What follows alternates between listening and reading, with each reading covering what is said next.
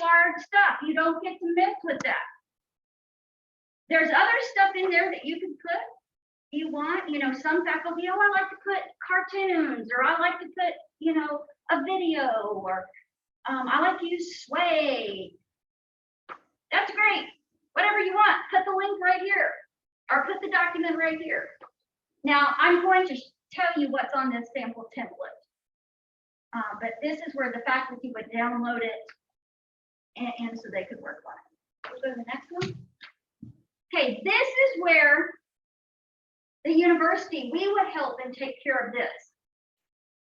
So resources that are here to help you succeed in your academic coursework, or things that might impact you in terms of your academic coursework. And so you'll see we have, okay, faculty, if you need to edit this because it doesn't apply to your course, that's okay.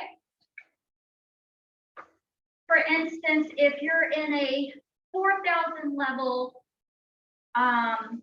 biology class, I know that we don't have any of the past tutoring center or that supplemental instruction for a 4,000 level biology class. So that faculty member might want to just delete out supplemental instruction for this course. Now, knowing faculty the way I am, or do, and because I am a faculty member, we're just going to leave that. And so it's going to be all up there. But you'll see all kinds of academic resources, and also important resources for different student groups, or that support students holistically. Can I just ask a question on? You bet. Just because we're right here, and I didn't want to forget about it later. Is there how much of this is in like a draft stage, or is there an opportunity to add something like the link to UT Tyler Patrons Engage to that section, or is that determined by the professor? Like to link to those platforms like that? No, we could do it. Now, we were pretty purposeful, clear, because that's also what happened. The reason that the syllabi used to be 73 pages long is everybody said, oh, no, let's put this policy there. Let's put that policy there. And so we really looked at what's required by state law in terms of the policy. And does this help students be successful in the class? Okay. And so my thing is we're open to whatever the community, and that's why we're going and gathering information, and that's why I'm going to all these meetings, and and that's why I've got my paper and pencil here so I can write down what y'all say. But so in a second I'll write down. Okay, I didn't mean to. But no, that's fine. And those are great questions. But I did want to kind of let you know the framework which we were operating. So it doesn't get, put the jazz band up there, because somebody might want to join the jazz band, or Dr. Roberts, we love the jazz band, not saying anything against it, just, faculty could add that, but we can also look at some standard ones. Yes, ma'am. So these are for specific courses, like somebody in political science wouldn't have to put the mathematics learning center right in there. Okay. So yes, political science, they're going math. Who needs that? Political science stuff. I don't know. In economics and political science, you probably are doing that. So you may need Now that I started thinking of that, but yes, faculty could, and that's why we say faculty can edit this to match the content of the course. And there may be a faculty member goes, oh, you know what? There's this awesome political science website that they need to go to, and they can add that there. So, but these are pretty standard ones that we knew would be of interest. Okay, no, that's fine. Some people have asked, is it possible to get copies of PowerPoint? Yeah, it's not. I mean, this is it's not official. We are going to try to gather. We're gathering data. So I'll just tell them if they have any questions. Okay, yes, they can email me. I don't really know how to respond to that. I mean, I'm not trying to keep anything secret, but it's not for the, we're just trying to gather data. This is not official. It's not been approved. It's not, we are gathering stakeholder responses back. So Okay, then under the university policy section, you know, this is where, you know, Claire was like, don't put that in there, nobody reads that.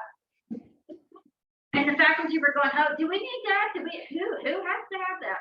Now, some of the things we're required by, some of the things UT system said, no, we want this in every syllabi. Okay, fine. How to withdraw from class, that's important.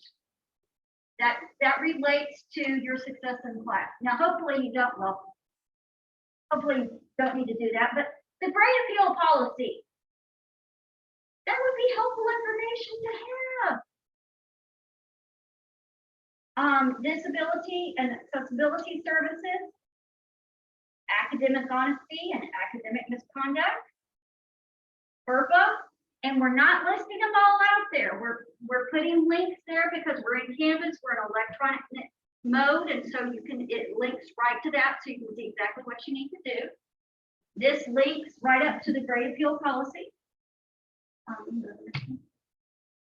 COVID guidance, UT systems requiring this right now. We hope that by fall, that's gone. But absence for official university events or activities and absence for religious holidays. Those were all the required, absolutely positively got to have them. And then ones that Claire and the team said, this would be helpful for students. There's a whole bunch of policies, but they don't necessarily impact your ability to do well in a class. Next screen. All right, so let me tell you what's required in the syllabus.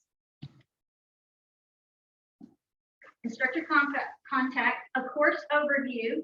So this course is about whatever it is. What are the student learning outcomes? So not what the assignments are, but what do you anticipate learning? The required textbooks and readings, they can put if they're recommended, but it's not required. Special course notes, if you're using proctoring, that's got to be in there.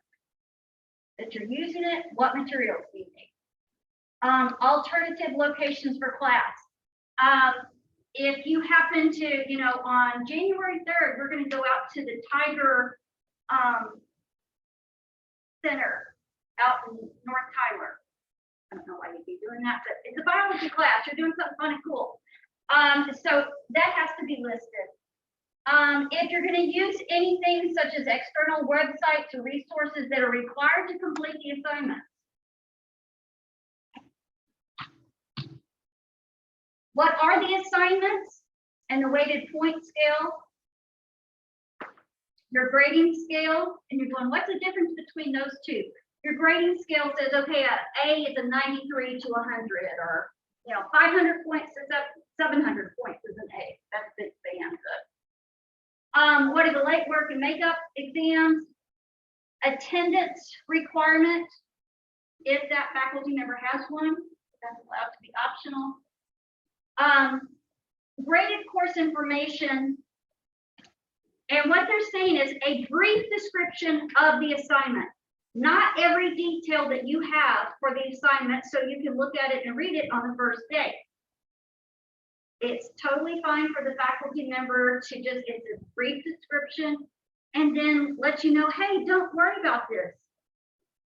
As we do it, you'll get all the instructions. And then a calendar of topics, readings, and due dates. And that is it. That would be what was in the syllabus. So, Claire was amazing. She kept going, no, nobody's going to read that. She was our student voice, and we were so proud of her because we go, are you going to like that? Are people going to like that? No, we're not reading that. Okay. So couldn't have done it without Claire. But I'd love to have your thoughts, your feedback, because again, I'm going to, you can go ahead and go to the next slide so you can see what's happening. I've already shared with the Faculty Senate Executive Group, the faculty loved it, or the executive, Faculty Senate Executive Group loved it, the leadership team. Haven't gone to the full Faculty Senate yet. That'll be soon. I'm with y'all, Council of Academic Deans. Upcoming shares, I think is next week, or the week I'm sorry, the week after. So we're just gathering, information, stakeholders. So I'd love to hear your thoughts. I've got consider putting that Engage platform in the resources. What else? I think you can hyperventilate in and out. Yeah. Okay. I don't know, I like it. Like the one actually. Feels better? Okay.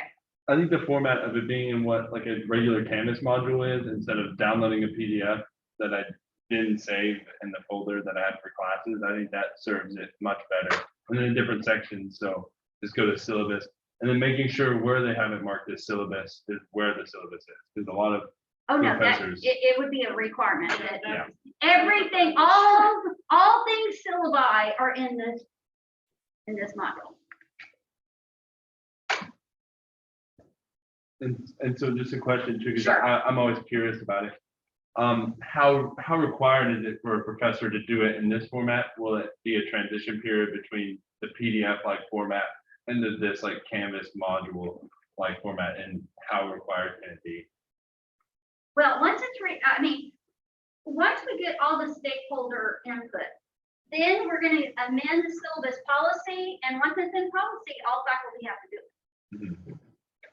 That's why it's policy. So that will be pretty. This is how we do it at UT Tyler, if that's what happens.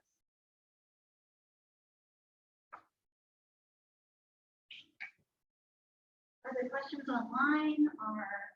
Would this go into effect possibly in the fall, or we have to wait till next spring? I'm hoping, this is just me, this is just Colleen hoping. I would love for it to go in effect for the fall, but I do not control all the input, nor to get it through the HOP, it has to go through 2 readings of the HOP committee. So it takes a little time, but that's why I'm like trying to get out to every group I can really fast so that we can, for the summer, get the ball rolling. And then when the new faculty come in, they're trained, we train up all the senior faculty experience, and then we'll say, oh, those of us who've been here for a second or two. So that's my hope. Would that be hopeful for y'all? Okay, I'm gonna put love to see and fall.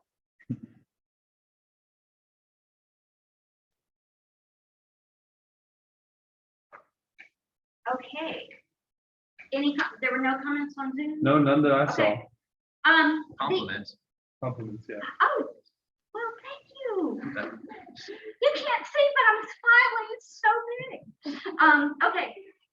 Oh, Josh. I also want to give kudos as well. I learned this morning, we are not the only UT institution that is trying to tackle, but it sounds like we are pretty far ahead.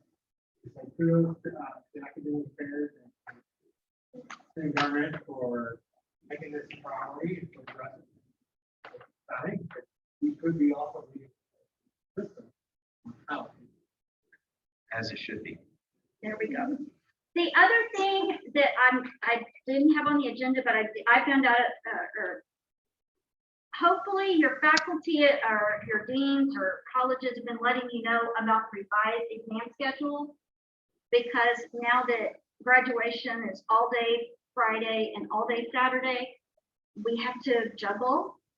And so if you don't know where that is, here's what I always do. I just go to the search on a website and type in academic calendar, and one of the options is the final exam schedule. But it did change so that we could get all the graduations in, because there's going to be 3 on Friday and 3 on Saturday. Yes, sir. So the revised schedule is up there? Yes, sir. Since you mentioned that, that might be something good to consider including in here, because there's a lot of times where I get to this point in the semester and I don't know where those are on campus and things. So we'll have to spend some time searching and find those. That's supposed to actually be on that course calendar. It's supposed to, and matter of fact, on the template, I just told y'all what it was there, but on the template, it has examples and it says final exam. And then it says check here, for that, but Are they department specific? I feel like sometimes my department will send out an email towards the end of the semester that says, here's when they are. no, they're not, they're published. It's actually by time and date. of when your classes are. That was, because I remember I had a question about, well, I guess this is more towards the final exam schedule. Okay. But I've had like, professors tell me to refer to it, and whenever I bring it up, it just says it's under, it's like being updated, please check later. It should be back up. I know it was sent out to the colleges, I think yesterday.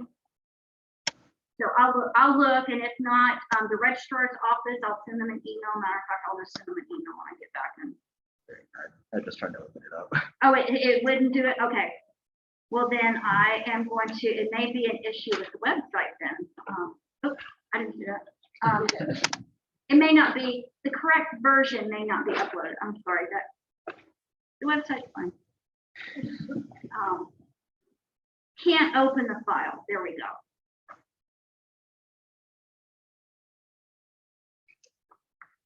Anything else y'all have for me? Because that's it. That's my presentation. Oh, I'm not seeing any more questions on here. All right. Thank you again, Claire, for working with you. Oh, and Claire got this amazing National Science Foundation grant, and so.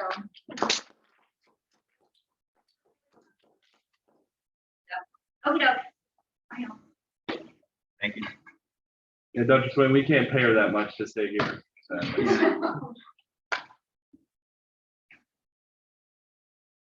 Oh, that's about 6 or 8 times. Alrighty, guys. Ben, And so can you report on the Hollyfest? Can you report we on the will be Hollyfest? moving on Just say that it went to well. Dr. Tim Laird, CFO, to come and talk to us some about some of the recent discussions we've had regarding student fee increases and the like. That being said, Dr. Laird, whenever you are ready, you can go ahead. Well, thank you so much for inviting me to present to you guys this afternoon. Give us just 1 second. Dr. Laird, sorry, the audio is not coming through. I'm so sorry.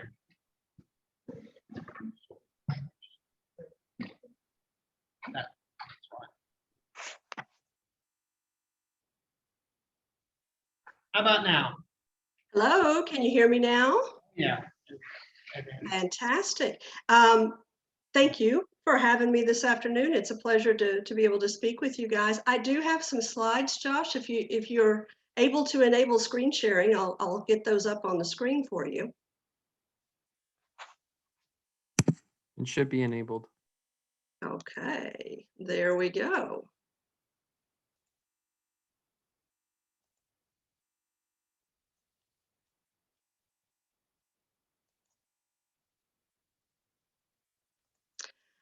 I had the opportunity to visit with the executive board on Monday. I appreciate their time and their questions. This is a good opportunity and certainly appreciate their invitation. This is a good opportunity to bring you all up to date on where we are in the tuition and fee setting process. We had the opportunity to visit last February. Many of you may have attended that session when we were able to go over kind of the 2-year program that the UT system has put in place for us. This is an opportunity to update you where we will be when we start in the fall in the 2nd year of that 2-year tuition and fee approval process. So this is a quick overview of where we are, kind of some context on where we fit in the scheme of things within the nation, the state, and certainly with our peers in terms of our total tuition and fees. And then to talk a little bit about the specific increases that have been approved by the Board of Regents. So to give you a little bit of context on a national basis, don't panic. These numbers are hard to read. I want you to pay more attention to the proportionality of the light blue boxes and the green boxes. This is the national tuition and fee per full-time equivalent student compared to the amount of state appropriations. State appropriations are represented by the light blue boxes. The green boxes represent the amount of tuition and fees parents and students are required to pay. And then the red line represents the enrollment. And there's been a nice steady increase in enrollment over the last 25 years from 1995 through 2019. There's been a 22% increase in overall tuition and fees, total cost for for education, from $12,365 in 1994 to just under $15,100 in 2019. What's important to note with this is that proportionality between the light blue boxes, state appropriations, and the green boxes. Over the 25-year period, state support has actually decreased from a high of 69% in 1994 to just about a little bit more than half at 54% in 2019. That means for the total cost of education, the state in 2019 is supporting it at 54%. Us, parents, students, are supporting the other amount. We take a look at Texas, the similar arrangement with the chart, 25 years, same references, same legend as far as the components are concerned. Total cost of education in 1994 was just under $11,800. It increased to $13,500 in 2019, an increase of 15% overall, which is less than the national average. Our state support, however, has decreased from a high of 74% in 1994 to 58% in 2019. So our state support's a little bit higher than the national average, 58% state supported versus 54% at the national average. And again, the red line represents a nice steady increase in enrollment. I think we had some of the same information last year. This is a good representation of the various streams or funds or sources of revenue into the institution. Obviously, state appropriations and tuition and fees comprise the lion's share of revenues that come into the institution. The two total just about 60%. Research grants, educational activities, auxiliary enterprises, including housing, recreation center, athletics, all of those operations account for 7% of our total revenues. Federal state aid and support, those are Pell Grants that come into the university on behalf of our students. And then investments, gifts, and other wrap up the remaining 5%. We look at the expense side of the budget. Again, this is for the fiscal 21 budget. You can see the lion's share again, over 60% or just under 60%, excuse me, is devoted to salaries and related payroll costs. That makes sense. We are a knowledge-based organization. We have talented faculty, talented staff that help deliver the educational mission and service mission of the university. 21% of the budget is dedicated to maintenance and operations. That's a collective term from everything to cleaning services, to landscaping, to payroll processing, all those things that keep the institution running. Interest expense and depreciation represent the infrastructure expenses, the buildings, the grounds, and then utilities, travel, and then student scholarships represent 5% of the overall budget. And this classification is the type of expense for you accounting majors in the room. This is what we're most familiar with an income statement. In higher education, we also look at the type of investment that we make when we look at how we summarize our operating expenses. So in terms of what they call the NACUBO classification, this is the type of expenditure. We invest over 60% directly in students in the form of instruction, academics, student services, and scholarships.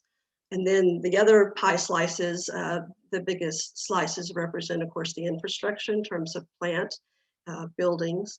We do have some public service, even though that shows zero. We do have an investment in public service, but it is minimal in comparison to our other expenses. And then institutional support represents 10% of our overall expenses. That's the cost of the administration, operating the advancement office, for example, to encourage and work with our donors. Accounting, procurement services, all of those kind of business office operations fall into that category. This is what I call the inflexibility of the revenue. This is an inverted pyramid. And so each revenue stream comes with it its own set of obligations, responsibilities, and appropriate uses. Designated tuition is the most flexible form of tuition that we have in terms of the total tuition and fee package. Statutory tuition, which is the state's tuition, it's the $50 per semester credit hour. That amount has not changed since the state deregulated tuition in 2003. That's a little bit less flexible. There's a little bit more rules and regulations regarding how we can spend those funds. Same with state appropriations. And then we get at the very bottom of the funnel, and those are the mandatory fees. Those are very specific, generally guided by state statute that have a very specific purpose, that have a very specific process for handling those fees. Those are our technology fee, for example, the automated services fee, which supports online student accounting and library services, medical services. Those things are very specific. They go to support very specific operations within the university. The two-year process that I described as far as the UT system's process for proposing tuition and fee increases, I want to remind everyone that this is a very deliberative and very iterative and very important process with the institutions within the UT system. Everybody recognizes the burden when we start talking about tuition and fee increases or having to add a fee, for example. It is a very thoughtful process before we even consider that. We all are mindful that tuition rates need to be as predictable as they possibly can. And certainly we want to limit the tuition, the portion that students and parents are required to pay, still to support the educational mission, to achieve the goals, the student outcomes that are sought, but certainly counter that or couch that within a larger overall financial plan so that we can maximize revenue sources, minimize the impact on the student in the form of tuition and fees. The timeline for the two-year process, we began in spring of 2019, 2 years ago, when they launched a new planning process and a two-year tuition and fee proposal process. Started discussing things in early fall, started analyzing where our highest strategic priorities were in terms of investments needed, new funds that might be needed, new things that we needed to consider. So work began on that two-year plan, excuse me, in earnest in late fall of 2019. At the same time, the UT system announced a 2.6% tuition increase, comparable to what the other major systems in the state did, in recognition of the fact that was representative of the inflation rate at the time. The Board of Regents approved the tuition plans in late November. We had an opportunity to discuss, I think last February, the planned for the tuition and fee board approved increases, which include 2 fee increases that required student referendum. And those are the athletics fee and the recreation center fee. And I believe Dr. Patterson and Rick had an opportunity to talk to you in depth about those 2 fees and the purposes for those 2 increases last week. Because of COVID, while we had started on a path last spring to talk about getting those 2 fees on a student referendum, COVID pretty much interfered with a variety of things, including that referendum process. So that got derailed. Our fall tuition and fees that we had proposed and the board approved went into effect. We did not, of course, increase the rec center fee or the athletics fee. Now we're in that second year, and starting in August, the second year of the board approved tuition and fees will go into effect. This is a chart that we prepare as part of the tuition and fee process. This looks at total academic average cost for our students. I've highlighted the undergraduate resident line. This is an undergraduate resident student taking 15 semester credit hours. While in the fall, on average, they paid just under $4,500. The 2.6% tuition increase, plus the fee increases, plus we had a differential, an increase in differential tuition. That's the tuition that students pay for upper level courses in the College of Business, College of Nursing, and the College of Engineering. That increased our total academic cost to $4,676 beginning this fall. Again, this is on average. This is an average student taking 15 semester credit hours. That does not, of course, include the athletics fee or the proposed recreation center fee increase. Beginning this fall, starting with that $4,676 tuition and fee total, again, the board approved a second year of a 2.6% tuition increase. Fee increases we're showing on this chart is the full amount, which would include the proposed athletics fee, $2 per semester credit hour increase, and the $15 per semester increase in the recreation center fee, for a total of $4,915. Again, total average academic cost for an undergraduate resident student taking 15 semester credit hours. And you can see the information for the non-resident and graduate students on here. And Josh, I'll send this slide deck to you so that you can distribute it as you need to.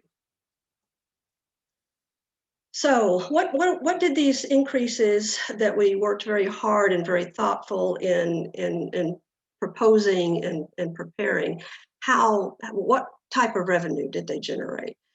In terms of designated tuition, $8 per semester credit hour increase in each of the 2 years. And you can see the successive increases in the other categories, generates just about $1.7 million for the university. An increase in $2 per semester credit hour for instructional support fees and technology fee increase generated an additional $581,000. Again, because we were not able to implement the athletic fee or the recreation center fee increase, our auxiliary fee support increased just under $66,000. Differential tuition increase yields about $401,000 for a total estimate of about $2.7 million additional revenue for fiscal year 21, considering a flat enrollment. In other words, the revenue that we see here is strictly from the increase in tuition fees. Same information for fiscal 22.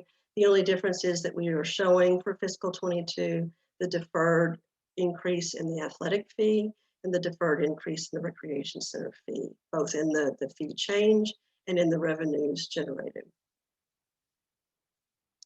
How are we using these funds, right? Again, it's a very intentional, thoughtful process.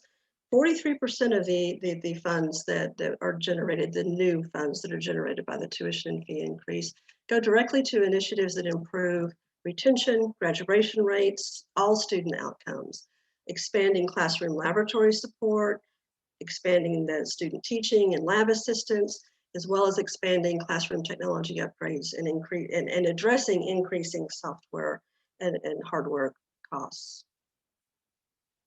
Student support, 20% of the net new revenue, including engagement strategies, such as the ones that were discussed by Dr. Patterson and Rick last week.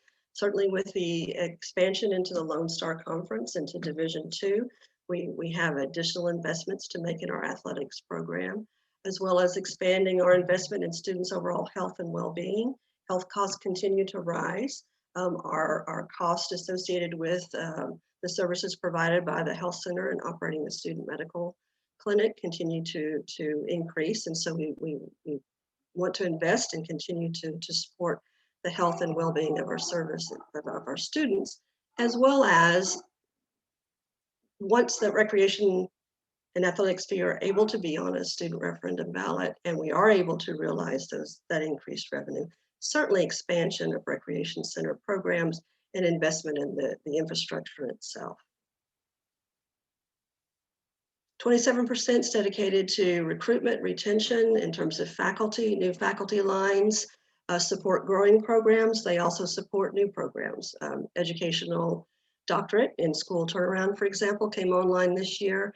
Expansion of the clinical psychology program, the doctorate program that came on last year, those required new faculty lines this year. So much of the support in terms of the slice of the new revenue goes towards supporting those classroom activities in the form of new faculty lines. And then 10% in institutional infrastructure, again, increasing technology needs, expanding the infrastructure for technology on campus, as well as continuing to maintain existing technologies. In terms of where we are, when we look at, and this is coordinating board data, when we look at undergraduate average tuition and fees for all of the four-year public institutions in the state, and this would be for the equivalent of a year, taking 30 semester credit hours. We look at the high end on the far left of the screen is the University of Texas at Dallas, to no one's surprise. They're paying just over $13,000 for 30 semester credit hours. And at the low end, we see Sul Ross's Rio Grande College at the very low end of the scale. UT Tyler comes in at an average of $8,292 in the lower quartile of the public institutions within the state of Texas. We look at our peers within the UT system. UT Tyler ranks at the bottom four, just above the West Texas institutions and the South Texas institution, well below San Antonio, Austin, Dallas, and Arlington. And then taking a look closer to home at East Texas institutions, we are just slightly above Texarkana, well below Stephen F. Austin in East Texas, and slightly below A&M Commerce. In terms of what does all of this mean to you as a student, this chart is representative of a student taking 15 semester credit hours. It does not include differential tuition. I don't want to mix anybody up because not everybody is paying the differential tuition. This is every line item that is a component of the total tuition for both fiscal 21 and fiscal 22, each of the amount for those line items, and then the extension for that for a student taking 15 semester credit hours. So for example, statutory tuition, again, $50 per semester credit hour. That has not changed in almost 20 years. So a total of $750 for 15 semester credit hours. Designated tuition, you see the extension, it's $176 per semester credit hour. Instructional support, I don't need to read all of these fees off to you. For 21, the athletic fee remained at $16 per semester credit hour. And I'll draw your attention to the rec center fee, where that fee also remained at the existing amount of $40 per semester credit hour. So for a total of 15 semester credit hours, $4,530 for an undergraduate resident student taking 15 semester credit hours. That increases to $4,739 in fiscal 21 if students decide to move forward with a referendum, and if students approve the athletics, the $2 per semester credit hour athletics fee, and the $15 increase per semester in the recreation center fee. This is the last slide. I'm going to leave this up, Josh, because I have a feeling you and maybe some of the senators have some questions. So I am happy to open up the conversation for questions.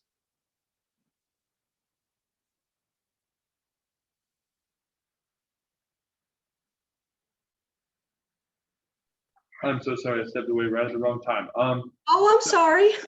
Oh, no, that's totally fine. I just stepped to the back and I had to run up here. So, anybody have questions on Zoom or in person?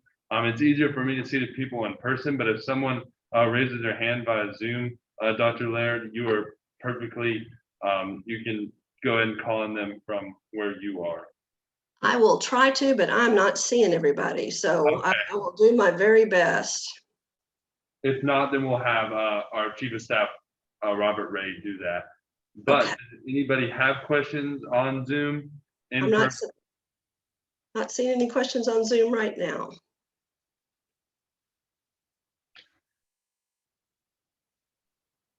Okay.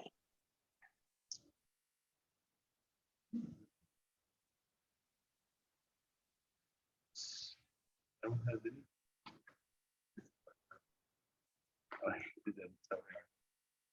Well, Dr. Laird, just because it was something we talked about with eBoard and kind of to discuss some of the things that we've been talking about in SGA over the past couple of weeks, what is kind of your outlook for, and I know you gave us a lot of stats and these are all awesome. What is your outlook for what like a possible rec center increase, athletic fee increase? What is your outlook from your position on what student government can do to implement those at the speed that we think students should have them in place for?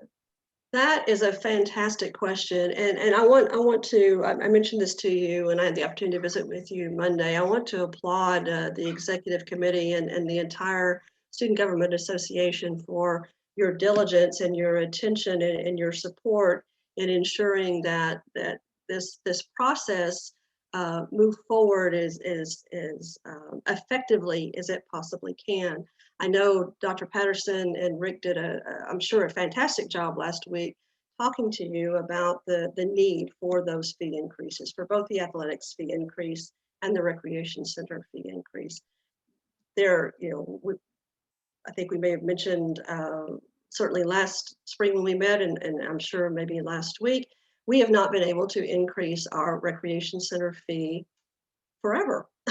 Unfortunately, the way the code was originally written, the $40 per semester credit hour fee was the law. We were not able to, there was a period and a comma and one word missing from a statement that got added to the code.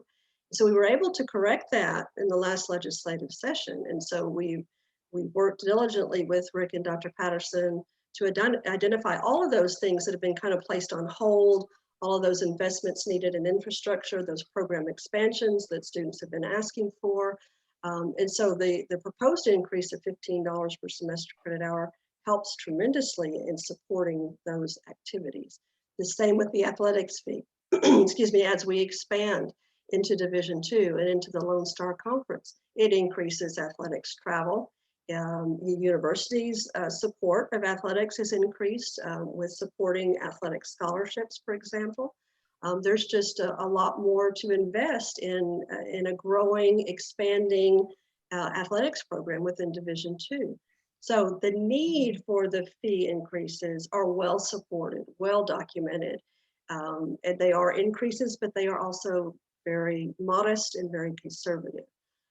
So we would like to, we would have liked to have been able to follow through last spring, right, in terms of timing and have the fee implementation at the start of the fall semester.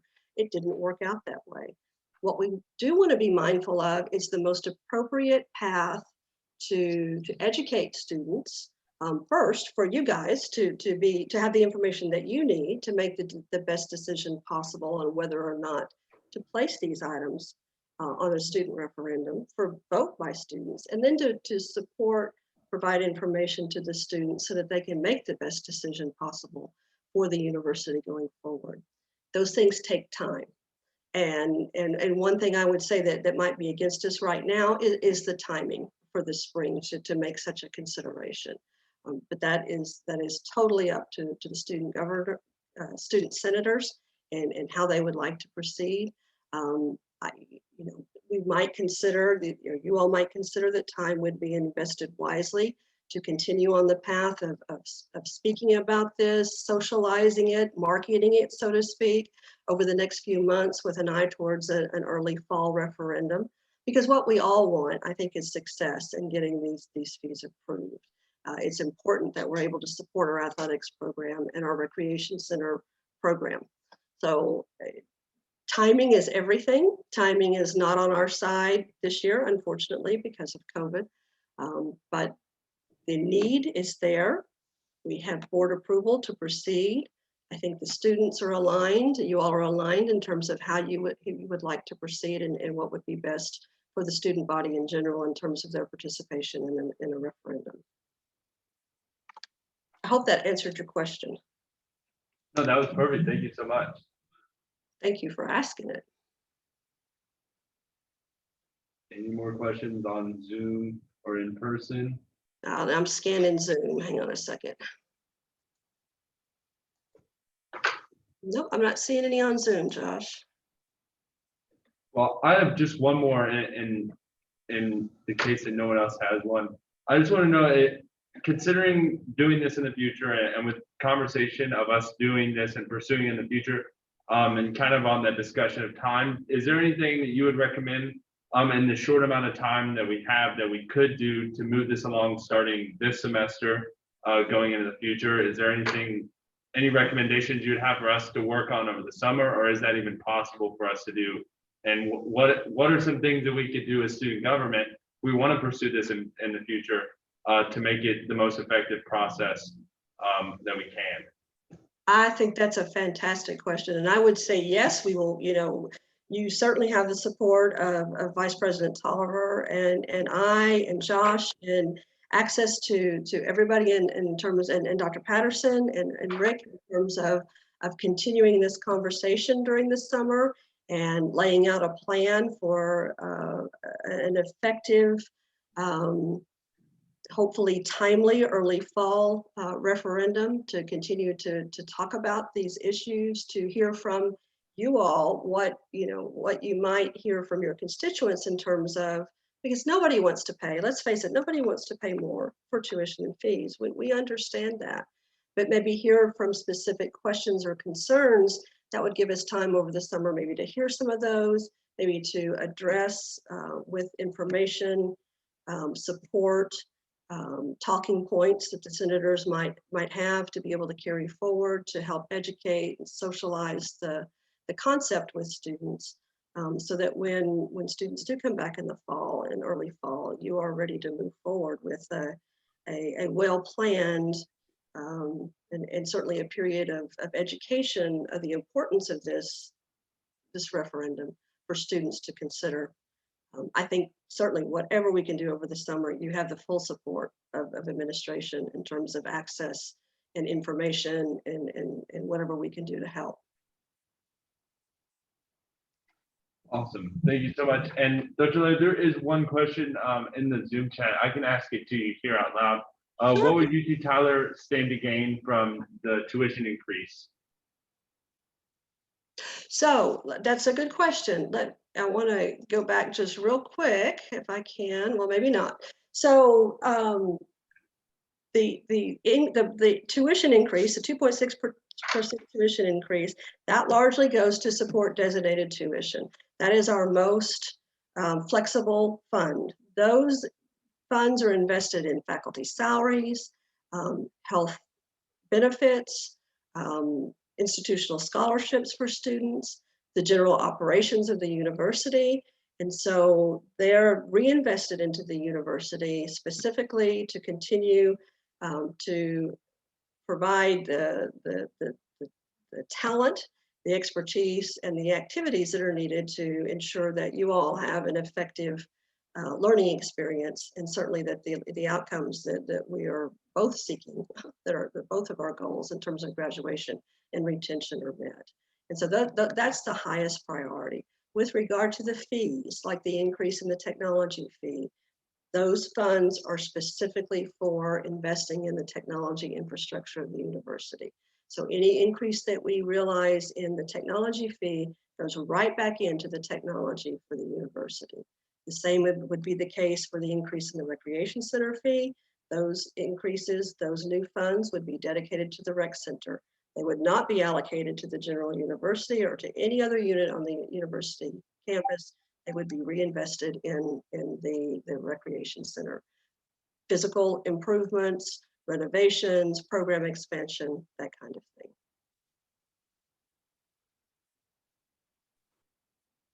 Awesome. Thank you so much. Any last questions? I do have one question. If the referendum is proposed in the fall and passed, would that go into effect for spring 2022 or fall 2022? It would go into effect in spring, and we would make that clear. John, thank you for the question. We would make that clear in the referendum, and helping you all craft the language for the referendum.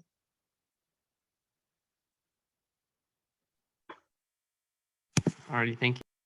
Thank you. Well, Dr. Laird, I don't know if we have any more questions. However, if any more come up, would you mind that if anybody comes up with one after this meeting, that we send them your way, or we start discussing some of those movements? Absolutely. Yes, please reach out to me. Josh, you can act as the gateway, or you know my email address. Please reach out to me. I'm happy to address any and all questions. Awesome. Thank you so much. Thank you. Y'all have a great afternoon. You too, ma'am.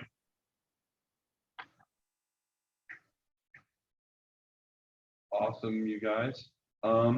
So let's get nervous working this thing and talking and talk. I messed something up, I'm so sorry.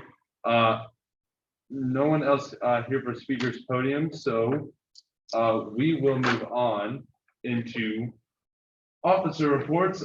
Biggest thing is I was attending the tabling event, or not the tabling event, the Meet the SGA event today.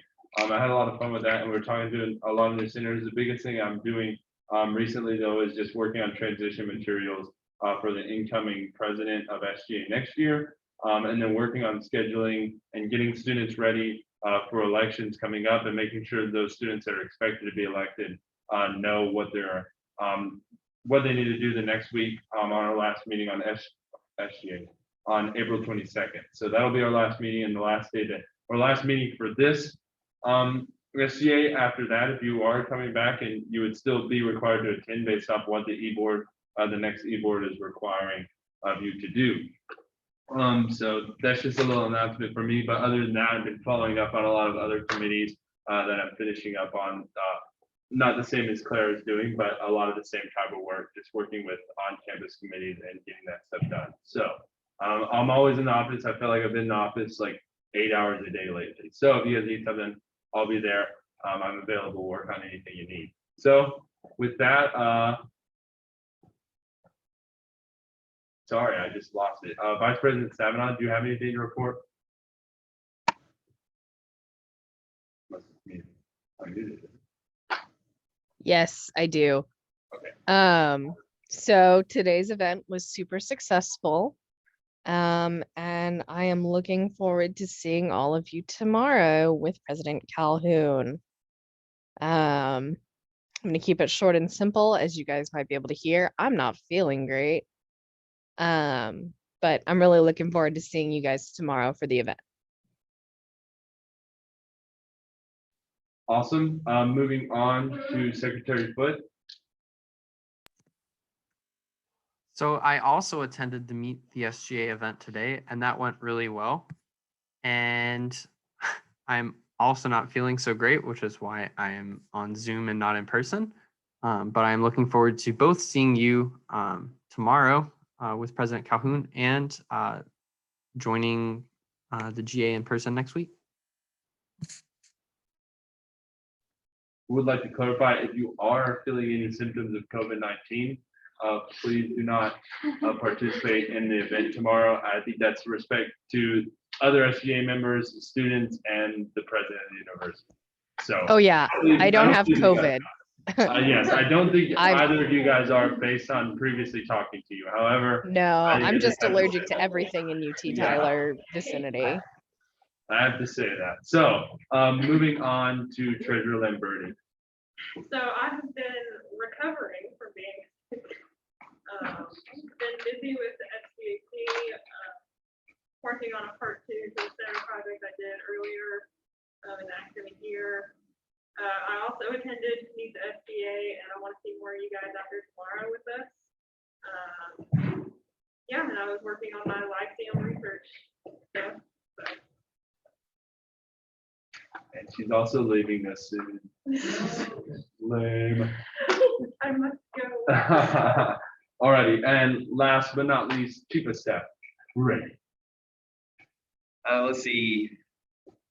Event attendance, remember it is a mandatory event. I've only gotten one request to not be there, so all the faces I see in front of me look familiar from this morning. So, but there are a few people that I haven't seen and haven't heard anything from on the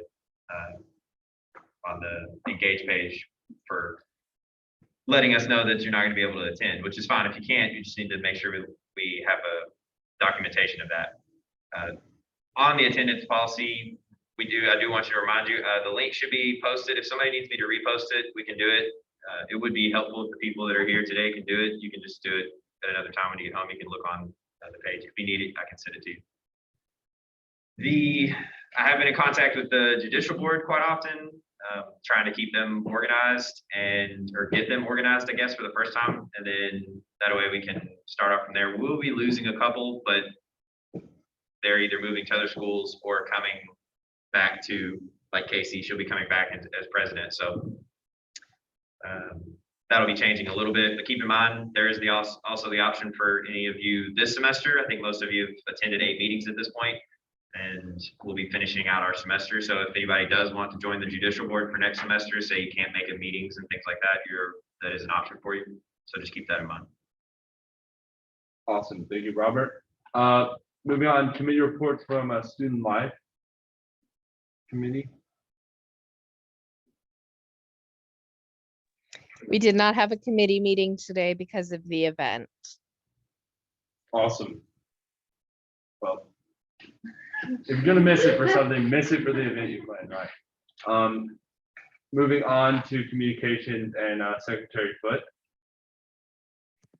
I also did not have a committee meeting due to the event. Alrighty. And moving on to Student Government Appropriations Committee. I also did not have a meeting. No, I haven't.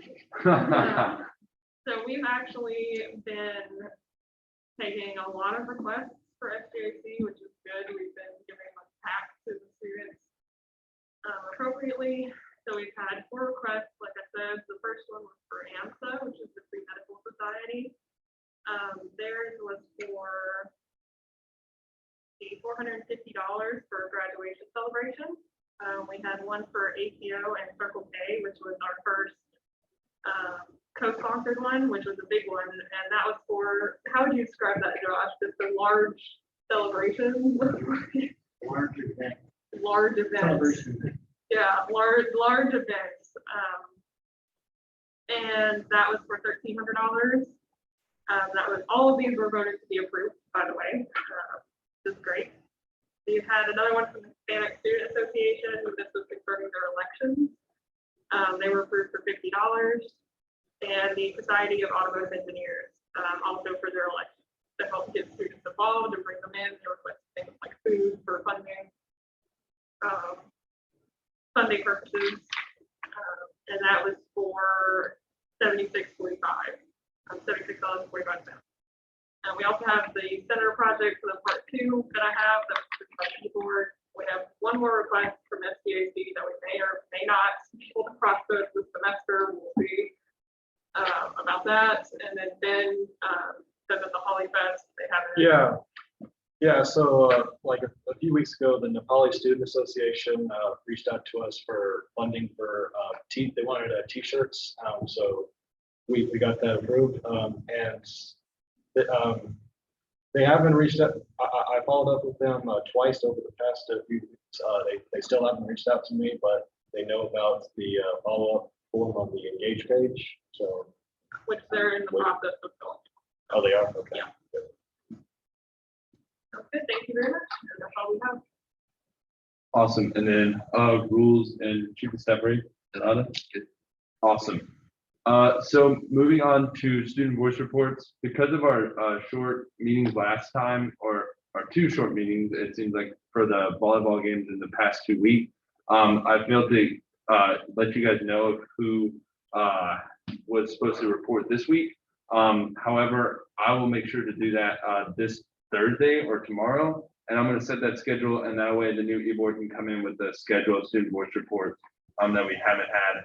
I've been pretty inconsistent in that regard, but I think that's another way that can get you guys more talk, a better ability to talk while we are having this meeting. However, what I would like to let you guys know is that you aren't, we're not against you guys opening discussion for anything that you do have. So if there's something that can't be highlighted in student voice report, and you can raise your question. I just want to say that something, again, we didn't highlight as well in the past, is that any discussion items we do have, if they're regarding something we've tabled in the past or discussed in the past, they can be brought up in old business. And then in new business is whenever it can be opened up either or, but typically old business is reserved for stuff that we have discussed in the past that you're bringing up to open up a motion or something we had in a past meeting. So if you do have something to discuss. It's not like this, I just met with Blair and talked to him. Okay, well, I mean, I guess Liberty Landing is reporting this week, so yeah, go ahead. I met with him last week and we talked about the application for housing. I've heard a lot of complaints about it, but I have to go to Scott for that. And then they're redoing a lot of the building carpet in them. And then they're coming out, like, I don't want to say it's an app, but like, you know how we have the cards They're coming out with an app where you can Bluetooth it to your phone, so you don't have to record constantly. They're trying to live it somewhere to see if it works. To like get into your room And the gate. and the gate. Wow, that's pretty cool. Yeah, they're trying it out to make sure. And then they open up the volleyball courts and the basketball courts, and then they're opening up the pool during the summer. Yeah, Josh. What were the complaints on the application? There were a lot, well, I mean, me and my roommate had a problem with it, like ourselves and I've heard other people. As soon as it opens up, like you have to go on it as soon as it opens up, if you get on it 5 minutes later, you can't get the building there. Or whatever, and it's not just Liberty Landing, but like we lived there and we were expecting to get like a full out. And so to move, but you can't, like we got on 5 minutes too late and we were able to move out because of it, a business entry. Like the application, how it's set up, we don't like it. So I didn't know to go to Which Scott, that but it's has- too late now. That has changed because in the past it was kind of reserved to like classification. Right, Josh? Is that how it used to be? Like seniors get, I mean, even further back, I Liberty think Landing was now. reserved to just seniors and stuff like that, or something like that, so. And that's something that we've had to follow with housing. I don't have the full history of how that's done, but what I do know is that our freshman population continues to grow. It doesn't matter if it's more residential facilities, but that's something that is challenging, growing pains. It's due to provide, grow your first time. Housing is better on but, housing's done a great job over the last several years. Housing's done a great job over the last several years improving their services and experience. And so more and more upperclassmen are wanting to fill on campus. And so that is also a challenge. So those are good feedback. Our present slide in housing, Andrew Shaw, he's fantastic. Great, good comments to share as he starts to make his changes. Awesome. Well, thank you for reporting anyways. Just on that, and we won't spend too much more time. Does anybody have just like short comments? Liberty Landing, or we can say on housing centers, Senator Scott or Senator Gouveia or Senator Watkins, do you guys have anything to report from housing? Not really much. It's more that as like, with the volleyball opening up, like our volleyball opened up, they added like a bunch of games to try and get people out and interacting. Also, like, like those big Jenga things that are like human size. Mm-hmm. They added that. They had like cornhole, and I believe they're also opening up the pool for people. So, Awesome. That's cool. I have a question about housing. Is housing only available, like summer housing only available at Liberty? Is that what it is? Liberty. I think to be honest. Okay. I wonder if they I know it's for sure. And then we talked about moving out. Blair said that we move out for 24 hours after our last final, which our last final should be on the 31st or 30th.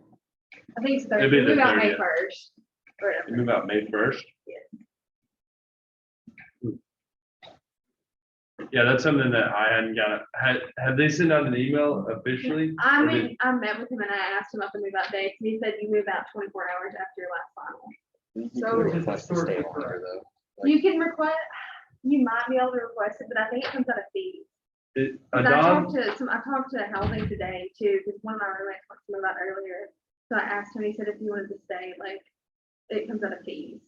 But I So- could have misinterpreted that. so Senator Gouveia said that you can ask for a day extension for move outs if it's during graduation. So that's what I thought was strange. Like you wouldn't have to move out like 2 o'clock on May 1st because you would have a pretty hard time. You would have, it wouldn't be any fun. You might as well just stay in and watch Netflix. Well, what about if you're staying during the summer? You have to go all the way back home and then come all the way back, or can you directly from your apartment? Can I add my input? So historically for most housing operations is the reason why they want you to move out 24 hours after your last final. Those undergraduate students are done by 1:30.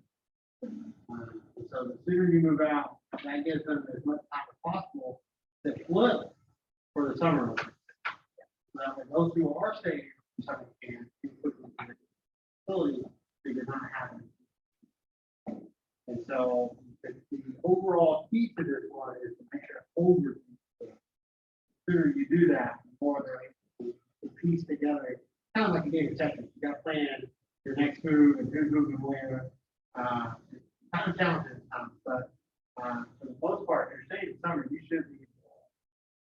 I don't want to speak for them, but I'm pretty confident you won't have to move back home.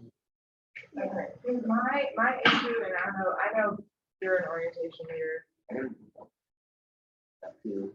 that, yeah, we're staying here during the summer, and Jeannie, who doesn't know office, apparently doesn't know a single thing about that, so I don't know how to do that.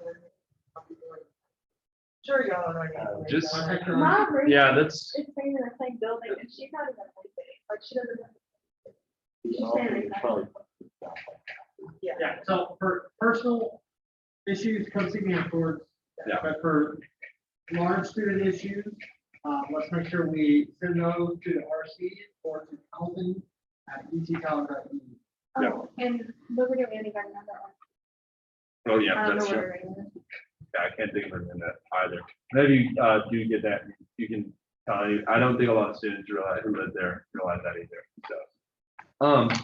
That being said, I don't think there's any more student wish reports, so we'll move on to old business. I know I have it pulled up here. Robert, should we do our survey discussion in old business or new business? Old, Where you have it. Old business. You said what? You have it, new business. I think that's a good. Okay, I don't think it really matters. But with that, does anybody have anything, It may come into play before we get to it, so that's why. okay. Does anybody have any, items for old business that's not on the agenda?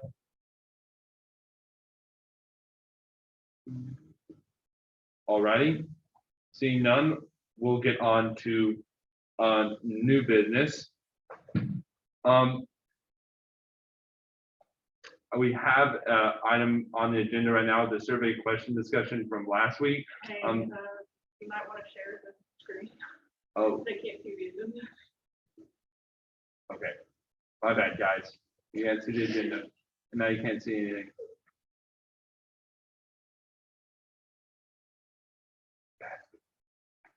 There you go. Now you can see. That being said, does anybody have anything for new business, or do we want to open up the discussion regarding the survey questions?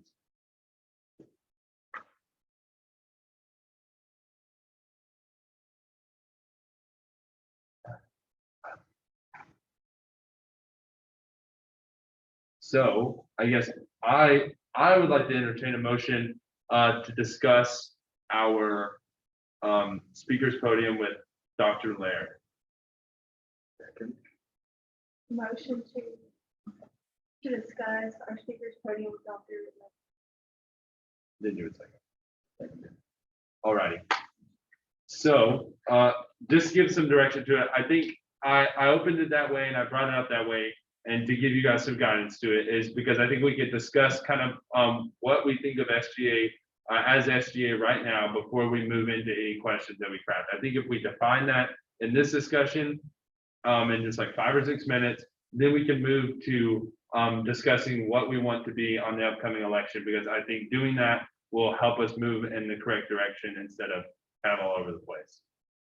That being said, I wanted to ask you guys and just pose a question. Do you have anything to add on that you might not have talked about last week, or that you think could guide us going forward? Does anybody have anything in that regard?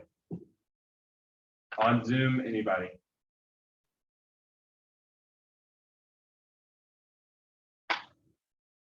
I mean, when you're talking about funds, you're always gonna get the pushback from students. So I understand the wanting to present this in a good light, and I certainly agree. Take the time to do the research and present it appropriately. By all means, yes, I completely 100% agree with that, but also there's always gonna be some pushback when we're talking about increasing amounts that students will have to pay. Like, that's just the long and short of it. Like, it doesn't matter how well you frame it, it doesn't matter how aggressive, it's gonna be the same. That's fair. So I think kind of the thing to be decided and kind of in regard to what Dr. Laird brought us. I think we need to just decide what we need, what we have going forward. To restate what we talked about last week was basically a motion to kind of survey students on the upcoming election as to what they would like to see from the HBC increases, or if it were to happen, what is their immediate thoughts on it? And that's just a brief statement of it. I don't know if that's exactly it, and if you have it pulled right up, Robert, I'd like to hear it. What I'm trying to ask is if we want to move in that direction still, do we want to revert on that direction? Is there any direction we want to do that's different before we move into crafting them? That way we don't go into crafting the questions with everyone having different opinions. And I think it's even right to vote on what we want the new direction to be if there is a new one. So Senator Mattern. Everybody that I've talked to has been like, why would we increase the funds and everything? It's because they don't have like enough information. Like, how could we put out information for them to see and stuff? Is that a question towards? Yeah, I guess like in general, like how do we inform them of what we're trying to do? Yeah, Josh. So, and that's what my comments were last week. Historically, in the past, when there have been fee increases, that is where, the semester, entire semester has to educate students on, hey, this is why administration is requesting it. Students are requesting a fee increase because of X, Y, Z. Here's what it's gonna go to, here's the benefits. And that's where there was concern about this. Because that might not be enough time to educate students on what they're voting. And I think that's, when it comes to finances, it's important that students know what their costs are going to. And so, since this is student-led, there's no right or wrong. I think it's more about, in order for this to be successful, is the best approach. Yeah. Can you give everybody like some information about what the e-board has talked about over the last week? Yeah. Kind of give maybe what our opinion was. Yeah, so we actually had a pretty direct conversation with Dr. Laird, as she outlined. Our general thoughts and discussion was with her is that it doesn't seem like there's any sentiment against SGA for pursuing a fee increase. I think it's more of like the timing of it and making sure, as you said, students are best educated on it, because from a very outward point of view, there is some negative connotation to pursuing a fee in such a fast manner.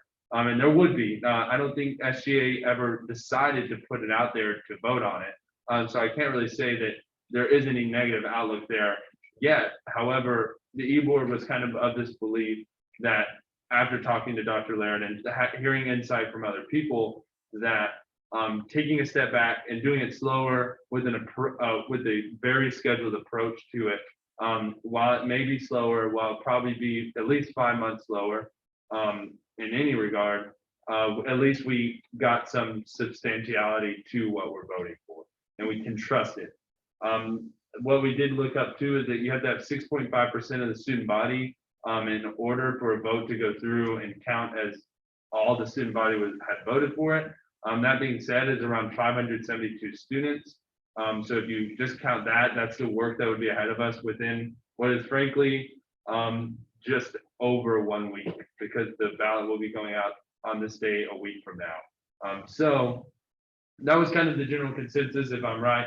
And talking to Dr. Laird, it was like administration is really in favor of this, but only whenever they have enough time to say, yes, students were educated enough by student government and by the school to do it.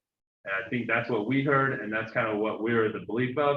However, it's still up to you guys, because I mean, we're not the voting body here. It's actually a combination of all of us. It's just, what is the best course forward? Are we already on that path doing a survey?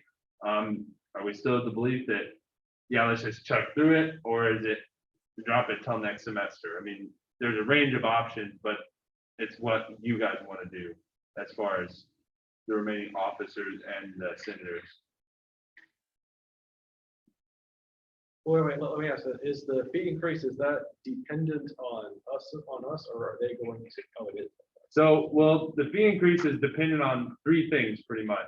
There's three big steps that I've identified. Student body has to vote on it and a certain amount, which is that amount and that criteria, but it has to be a simple majority of at least 6.5% of the student body. Second, the administration of the school has to forward it to the Board of Regents. And third, the Board of Regents have to vote and say, yes, this is something that can be implemented on the campus. Is that correct, Josh? I mean, More or less that. more or less, yes. There's a step of us actually approving and getting it to the ballot to start with. Yes, and so, of course, so, what the whole consideration is if it makes it to the Board of Regents, what is the likelihood of it being voted? From our perception, again, E-board, very low. There's just a very low chance that it would get up there and they would say yes to it because of the public perception, surrounding this fees in general during COVID-19. But just kind of the timing of it. If they hear that we did it within a certain amount of time, what all these things go into play in that report that they get, because they get it back and they say we started it 2 or 3 weeks before. While the intention wasn't bad, the intention could be seen that way. And so that's kind of, if that answers your question. So are we still in the discussion of putting this on a survey for when the elections go out? Well, no, this discussion was just framed to talk about what we heard today and then figure out what page we're on so we can move forward in a certain direction. I'm of the belief that it's okay to move forward as long as we either revote or if we think we're on the same page that we were at the end of last week's meeting, then we can. This discussion was just so you guys could talk and kind of form a consensus, because it seemed like, just from my opinion of it, maybe some of us were trying to figure out more information, and this discussion might be able to help clarify that.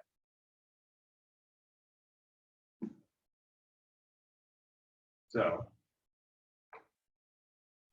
just to guide, you can either close it and we move on to our other agenda item. We can either close it and motion to vote to do, if we want to change our direction, and that's pretty much the two biggest options. However, I think that's two of them that are available. And yeah, Senator Madden. If we change our direction, do we automatically like restart the next semester?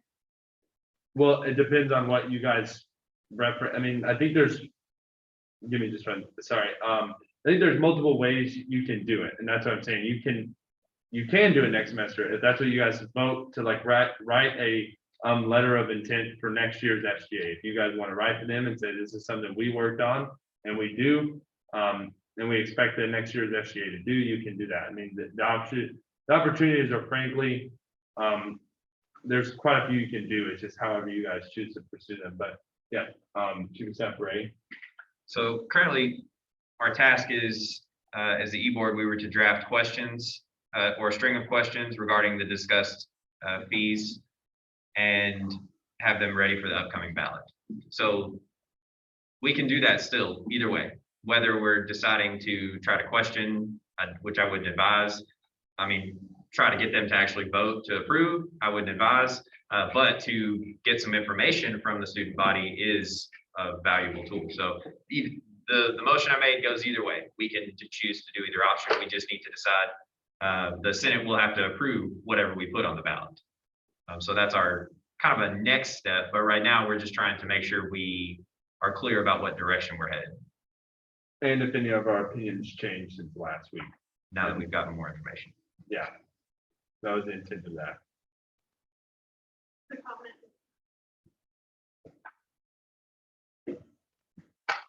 Okay, thank you, Senator Hines. So even if it's ineffective, with students not having any information or anything, like, it would still be okay to put it on the ballot? I mean, I think depending on how we word the questions, I think yes, if we word the questions to say, if we were to word the question, say, like, what are your thoughts? If you had this amount of money for the HPC, what improvements would you like to see? That way we have kind of a immediate gauge on what students want to see from the HPC, and we can hit the ground running next semester. This survey, as it was motioned, would not be voting on the fee increase. It would just be, getting students, starting that step towards getting students to know more about it is what the intention is.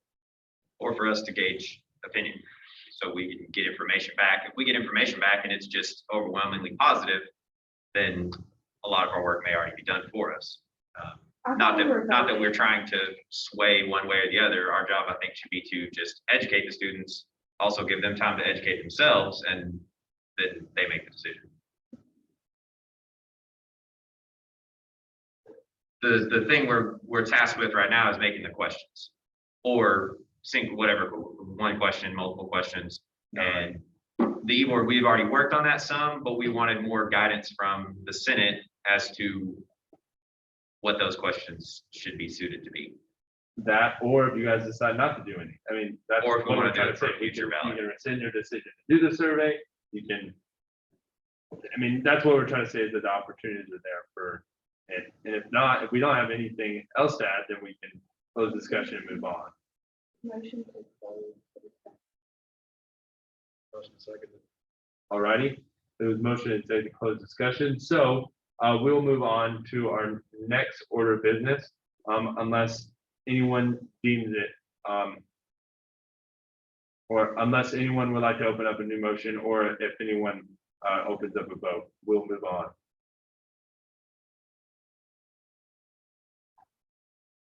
I'm seeing none on Zoom or in person, so we will go on to open the discussion for the survey question.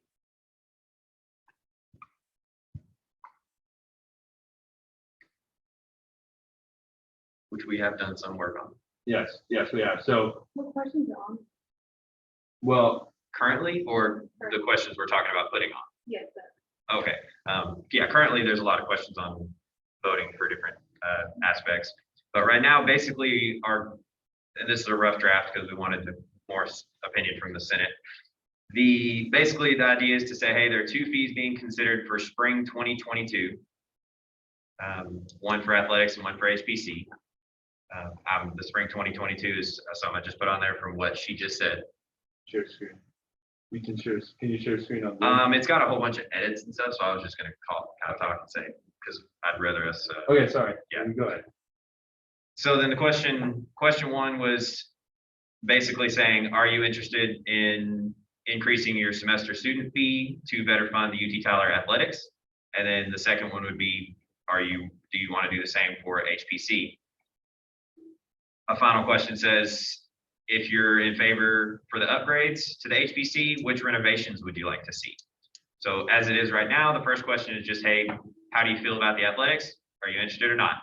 How do you feel about HPC? Are you interested or not?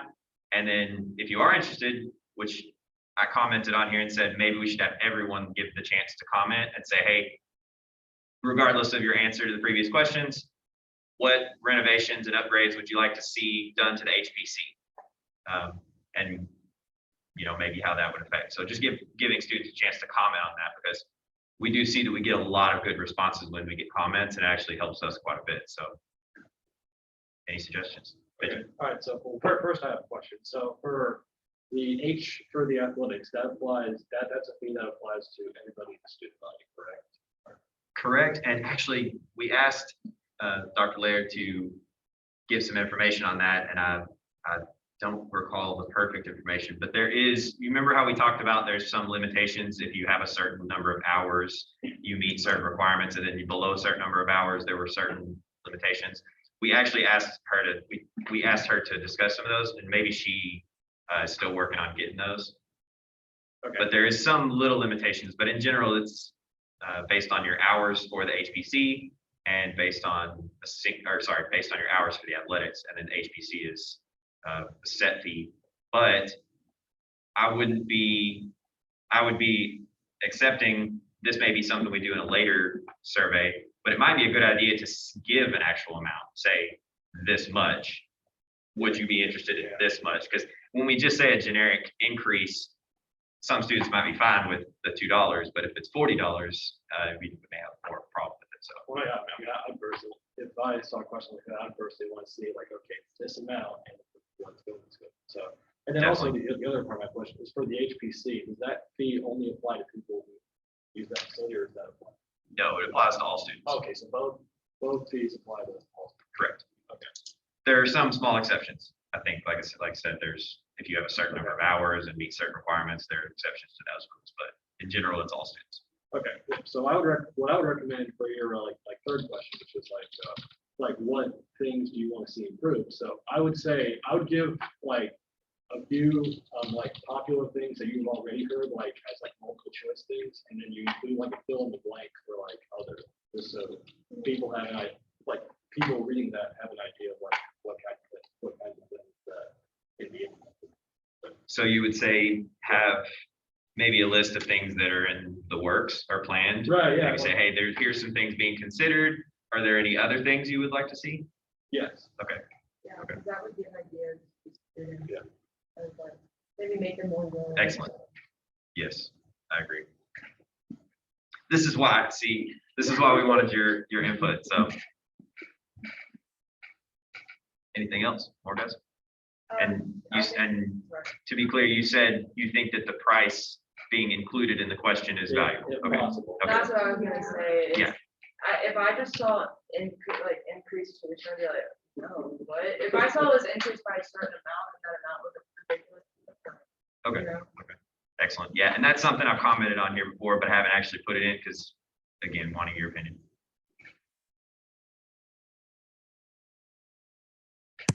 Yeah, if I were to put my comment in on it, I think having those fee amounts in there would definitely allow you to give some sort of education while they're reading the survey before, since it's going to be difficult to pre-educate everyone that would be taking the survey in 1 week.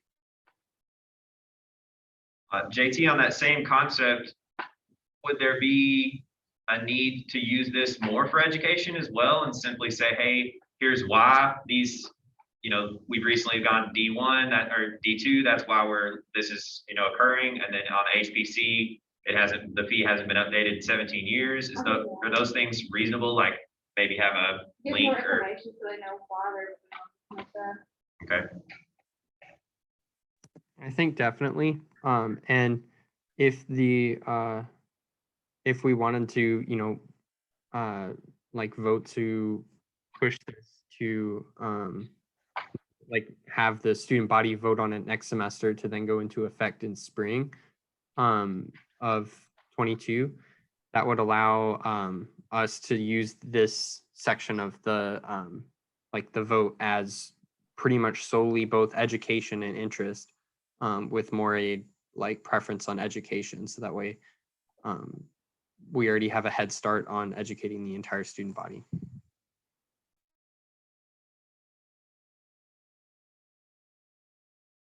Hey, Josh. I want to make sure I want to make sure I understand it clearly. So you are not requesting the fee increase on this ballot, you are serving the students. That's correct? I think that might be something we should put to a vote to make sure that it's clear. Because I understand the motion you submitted last week. Yeah. And so it enables y'all to make that Correct. on either or.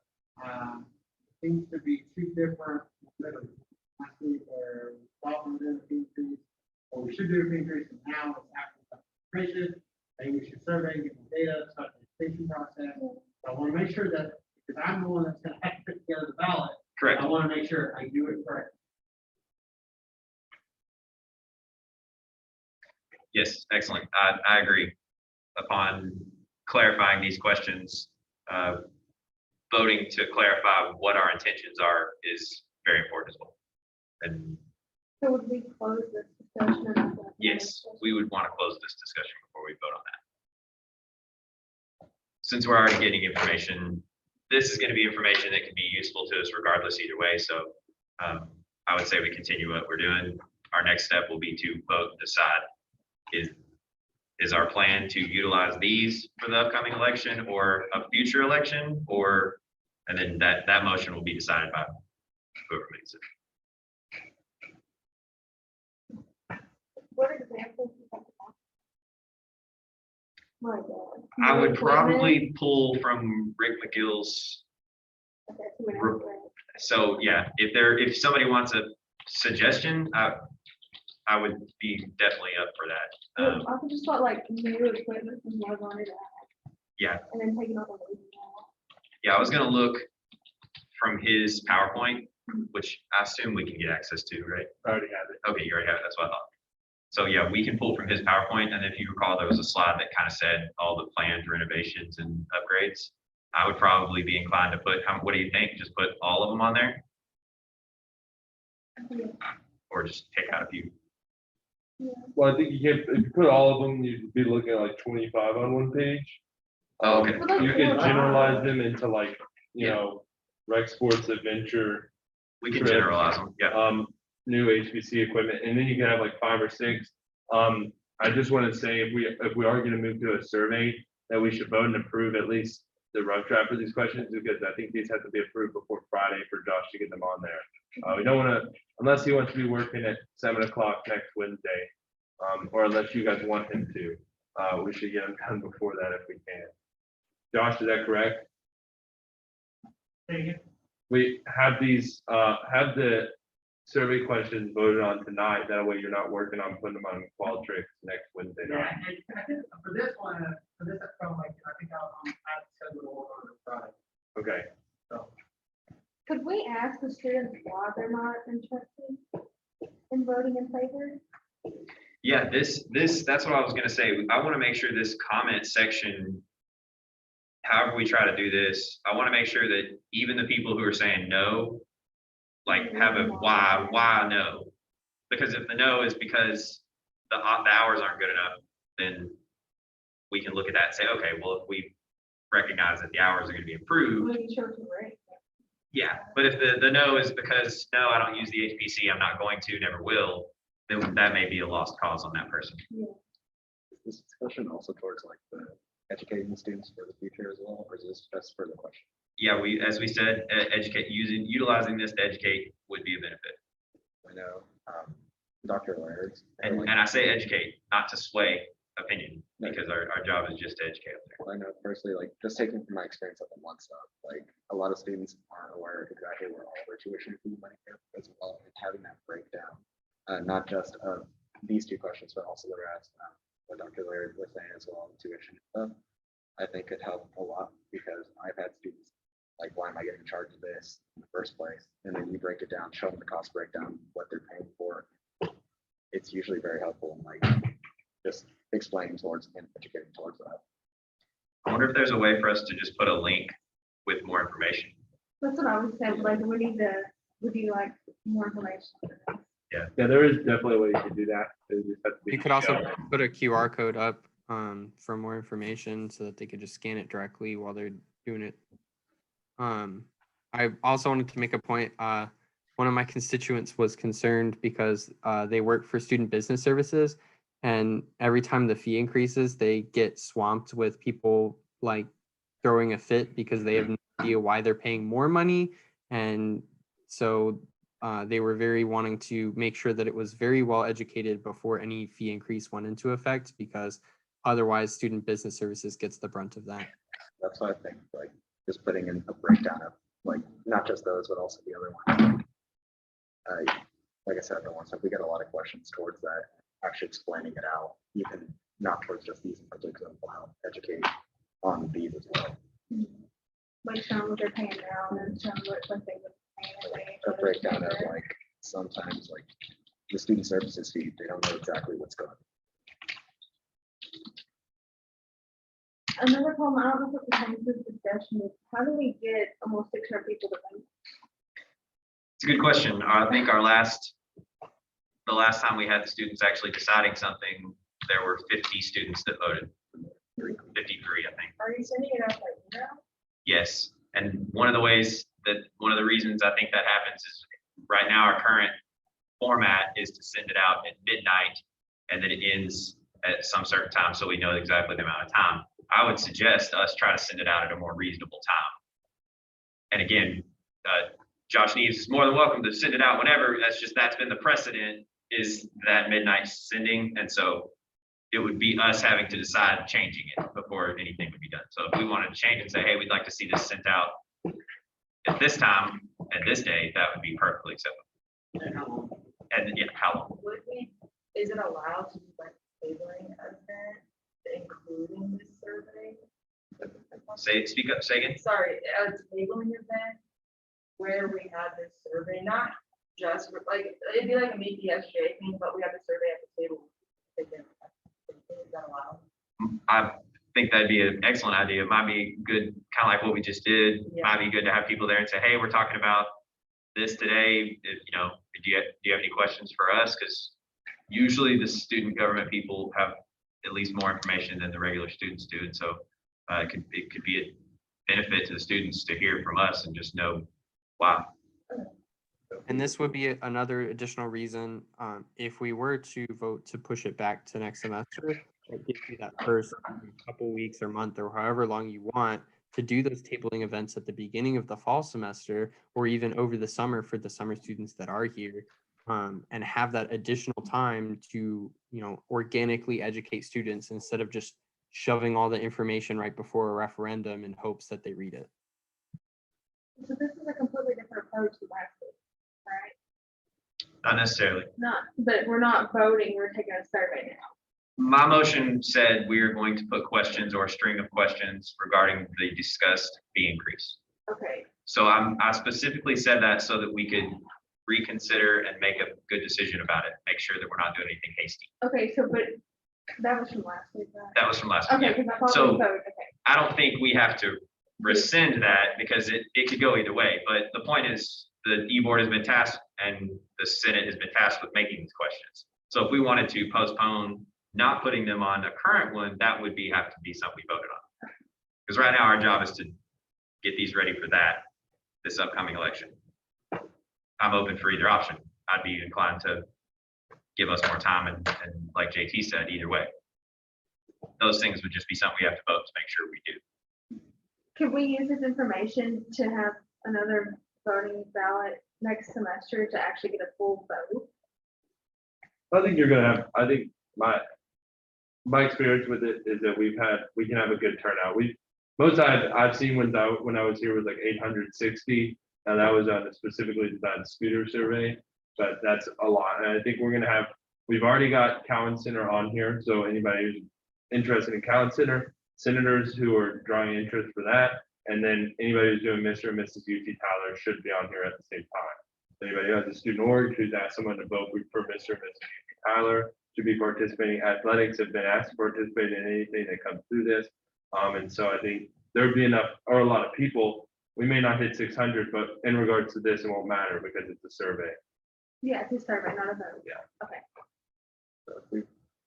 So we're voting on the survey.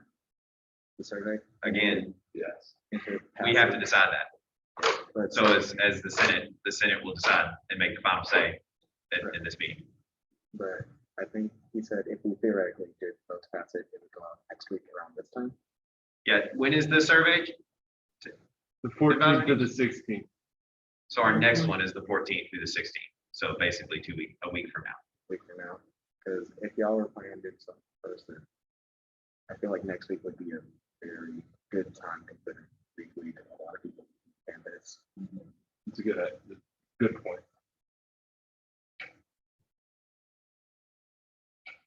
So, does anybody have any more questions? Can we get them all into one document so we can go ahead and get it decided? I think in the interest of getting it done by next week, getting these finals written out, even if it's just 4 to 5 questions, because it looks like that's the range we're doing. Not much longer than 4 to 5 questions. I would think that 3 questions probably. 3. So could Yeah, you look up here? These, So I think These two, I would consider redundant, and not necessary. So I would probably just start with this, do a discussion to start with. Here's kind of what we're introducing.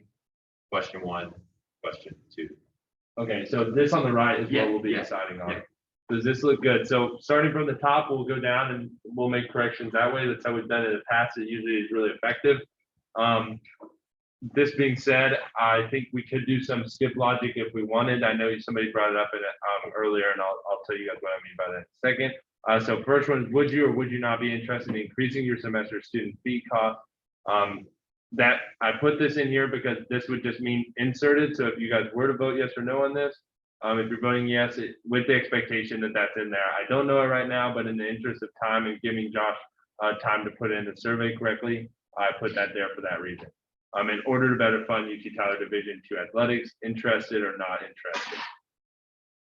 I would also include a third option, unsure, like somebody doesn't have enough information or like doesn't know enough. And I would do that for both questions. One and two. Oops. Oops. That's terrible. So no matter the outcome of this, nothing's gonna, like, the fee increases or the fees aren't gonna increase from this, we're just getting feedback from a survey. Correct. We're working on that right now. Again, our next step will be to decide whether we're actually going to try to put something to a vote on this survey, which again, not advised, but the senators are in charge of making motions. And then the other option would be to say instead, we're going to just go ahead and approve this and say this is our action we're going to take. And then it will need to be clarified whether it's going on the upcoming ballot or postponed to next semester. Clarified? Clarity. Oh. That being said, does anybody have anything they want to add to this one? Any on Zoom? Okay, I'll color it green and we'll call that one okay. So would you or would you not be interested in increasing your semester student fee costs with the specific costs included in order to upgrade and renovate the student available sections of the HPC? Interested, not interested, unsure. Should we like make sure they know what HPC I was is? gonna say that. 'Cause I feel like some students don't know what it is. Yes. Like the rec Where do you center. work it out? We could put Harrington Patriot Center, or we could put Rec HPC center? / gym. Yeah. Yeah, we can make sure that it's clear what that says.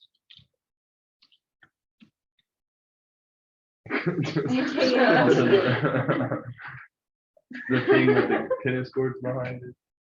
I don't know, we call it the rec center. Rec center, yeah, you can put, we can put / rec center / gym. Yeah. And some of that may come from, we talked about having a little section at the top that just kind of is an information. That may be where we can say Mhm. the HBC or rec center. Okay, The e-board will take this and beyond what we approved here, we will edit it to make sure that it's final draft quality before we put it onto the survey. so, so this will come right after and be, if they press in, or if they click interested, then it should skip them over and down to this section. If you're in favor to upgrades or renovations to the Harrington Patriot Center or the Rec Center. I actually thought when it says, would you or would you not be interested? I almost just thought we'd just say, would you be interested? Okay, Yeah.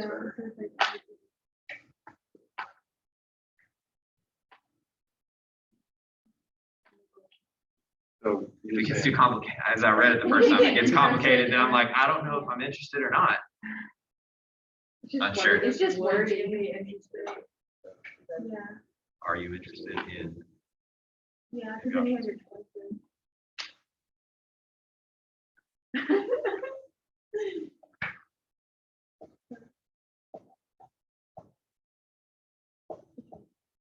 I think we need to add a prefacing statement. That's Because The right now, educational information. I think this question, had I read it, would still lead me to believe that I might be voting for something. yeah. It could be That's- argued, I think. That's where on this one, Josh, if you look at our one on the Google Docs, I put to gauge student opinion is the first thing. Kind of like what's the purpose of this, to gauge student opinion? That way anybody reading it. The whole thing, this whole like information thing is off and it's gonna be a whole. Yeah, I'm editing it here. He's kind of just working on a draft this is just chaos because we've got all these comments on it and stuff, so it's not as clear. So we do have a preface statement. Piecing it together. Yeah, I just was gonna try to put any educational links that we possibly could get, and then information about the two fees, and then simply saying that the fees are being considered for the 2022 spring. And then the questions would be, would you be interested in considering this? That's good. You can say that. would What? you be interested in considering? Yeah. That way it makes it clear that it's not a vote, even in the question. So say it again, right here, this will be our prefacing statement right here. No, the actual question, I think they're saying, would you Okay. be Yeah. interested in considering Yeah, an increase? would you be interested in considering increasing? Yeah. Increase This is in- why we said this An is increase difficult in task. increments, yeah. This is a difficult task to get done in such a short time, so. And then get rid of that would you not?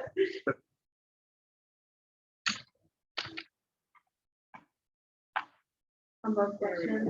I like that. The last word, cost, probably isn't an increase in your semester student fee. I'm just stopping, guys. Don't go after me too. And there it would say an increase of blank in order to better fund UT Colorado. Okay, so how are we supposed to motion putting a survey on there instead of a vote? It's good practice, actually. I don't know, like, what would those say? You would just motion to approve these, to add to the 2020, 2024. But do I have to 2021. specify not voting, just having a survey? Whatever you say I'm in not your gonna motion say would it. be what we would I'm not discuss. gonna say Motion it. to add these. Well, don't be survey afraid of it. questions. That's why I typed my motion out the other day, because I wanted to make sure it was clear. Motion to add these survey questions to the ballot, The upcoming ballot, I assume. upcoming ballot. Okay. So I'll actually type that motion down as well. What kind of question was that? Coming ballot? No, Sorry, I just one want to make next sure to it's, that. I want to make sure what we're doing is clear. I know. Well, no, didn't he ask, like, we were trying to decide what to put on this one? I don't know. Really though, anywhere outside of the UT Tyler student government, you never know what they'd expect. It's like, I don't even. You didn't say We can do it during the Good summer. ballot. whenever we do it. So are these two still okay before we move Yeah. on and approve the last one? Yeah. Okay, so if you're in favor to upgrades or slash renovations to the Harrington Patriot Center, slash Rec Center, which renovation would you like to see? And then you said if they click interested, it automatically goes to this. Yes, it'll, only if they say interested, will it go to that. Now, is this, if we do give the examples, is it gonna be like where they can choose more than one? And give their. Yeah, so they can like, they can either, you can make it rank order, so 1 through 6, rank the most important one, which ones would they like to see? That way, I think just saying which ones they'd like to see, does it okay? I'm not gonna try to decide for you guys. But just checking the boxes. Yeah. Yeah, checking the boxes seems like, and then the I like other that. option just be another check. Yeah. I like that. This also, I did say that, I'd like to see this one be available for everybody. Yeah. Even if you voted no. Because a no vote may, once they get to this point, they may say, oh, hey, well, I didn't know that. was- yeah, actually, those are some good points. That was the reason I voted no, so. Okay, are we still gonna put the option on there to see like why they voted no? That's what we're talking about right now. Okay, so they. just think put, I would- I voted no because. Can I interject really quick? Yeah.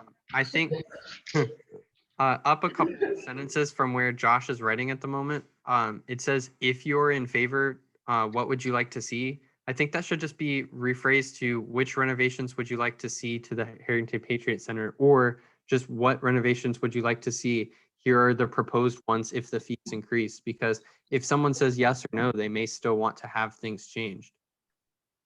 Not that they can be changed without the fee increase necessarily, but we shouldn't have a, you either get it or you don't kind of attitude.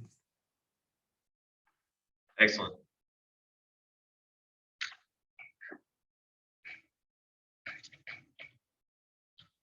What was your name again? Brandon. Brandon. Scott? Yeah. I see faces and I see tiles and I see the roll a lot, so I know everybody's name, but I don't always put it together.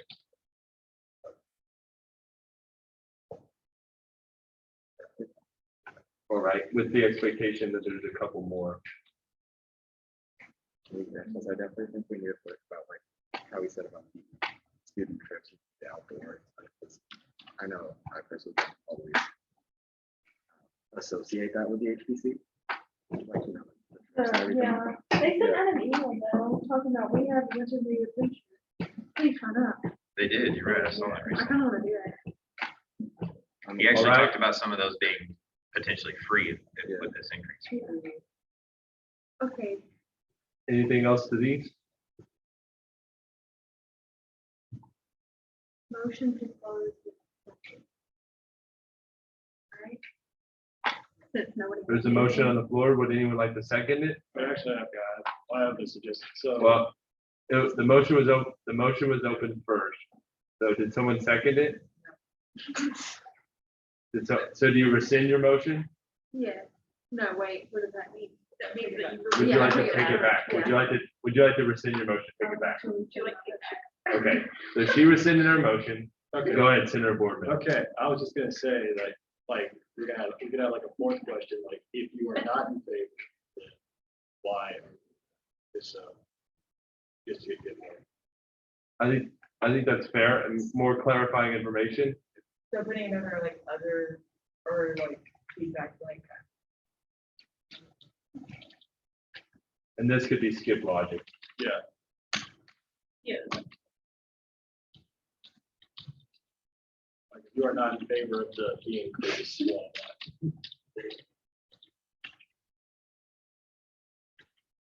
Where are we?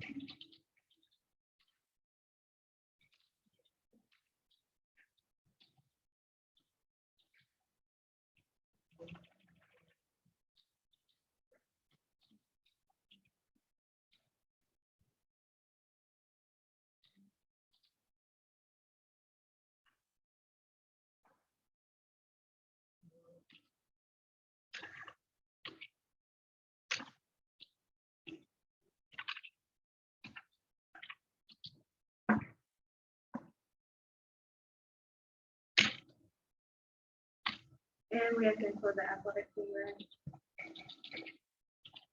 Yeah, do the same thing, but with the athletic team.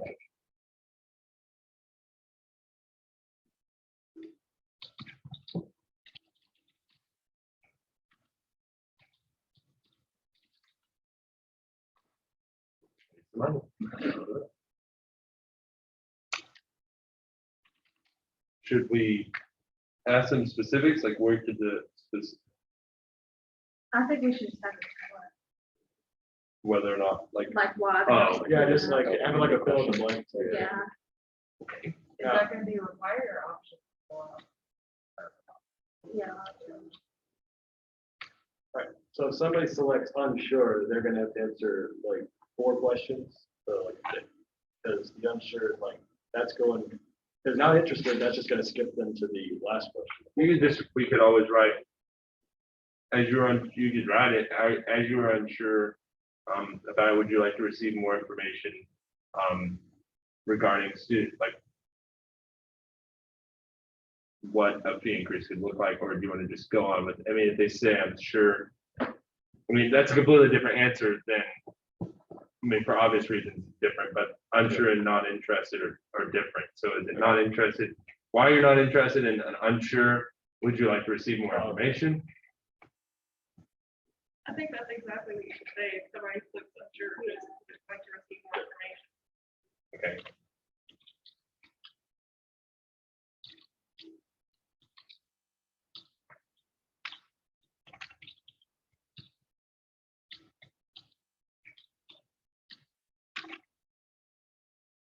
I'm sorry, guys.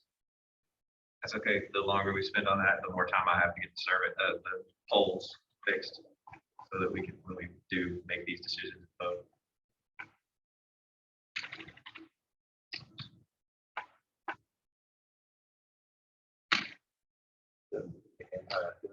So Brandon, or Senator Scott, you motioned, which hasn't been seconded, but I assume in a moment you're going to re-motion this to put the current discussed survey questions on the upcoming ballot.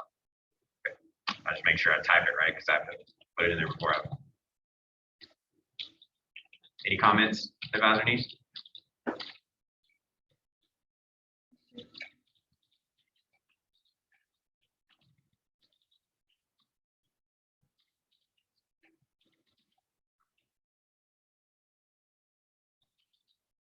Sure.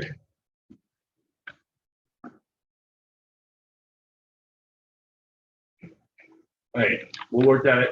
Obviously, the top three we did right. So why are you not in favor of increasing your student fees to renovate the HBC / rec center? Same question.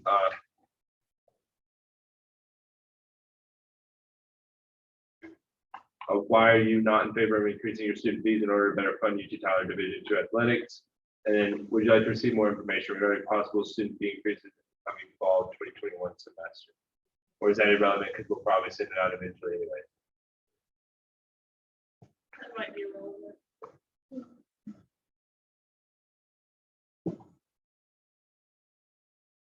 Yeah, if you're gonna send it out, information out anyways.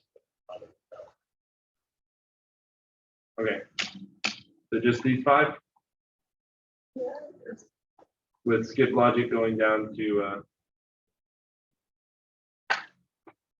I'll put this in. But that's all I had to do. There's nothing else because I think this is what you guys already wanted.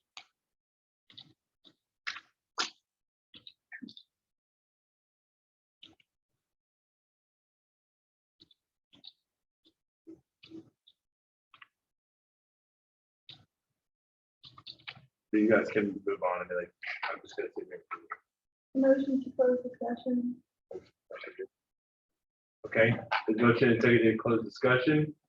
So now we are back in new business. Would you guys like to vote to approve? Motion to add these survey questions to the upcoming ballot. Okay, it was motion and seconded to add these survey questions to the upcoming senator ballot. Robert, do you have that available for?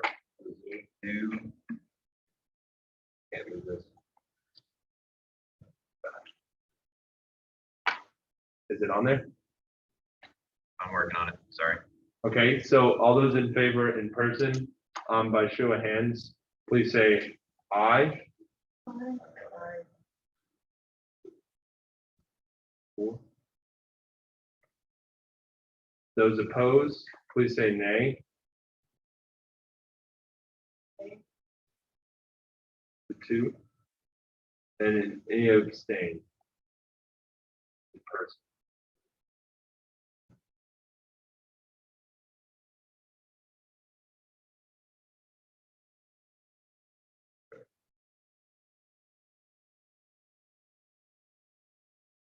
Okay. I think we should have one more line than I know. He just said he can't vote. He's JT can't vote because he's a host. So JT, can you He cast his vote. It was in favor. okay. Okay, I'm seeing that now. All right, so that passes then. And those will be added. I'll get those finished up and sent over to Josh, so those will be on there.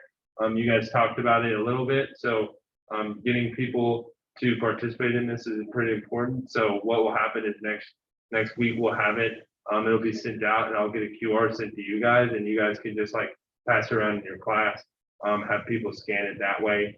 That's another way to get them to participate. We won't be able to get a table just because Astro won't allow it, especially that director of student engagement.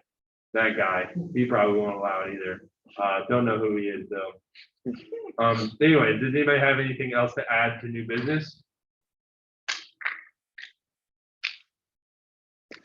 I'm seeing none in person. Anybody on Zoom? I'm just gonna say during the advisor comment section, I'm going to screen share a QR code that will allow anybody that was not counted for attendance in person can scan that QR code and mark themselves as attended. All righty, thank you, JT. And I don't think there's anything else for new business. So Josh, you go ahead. I already commented on what Dr. Swain talked about. I think that's an exciting thing. To see that progress and hopefully a lot of students appreciate change to the campus structure. I think the big point was today, y'all are learning a lot. I think the reason why y'all learning a lot about as far as procedural is because we're slowly making that transition back to person. So I really look forward to next semester.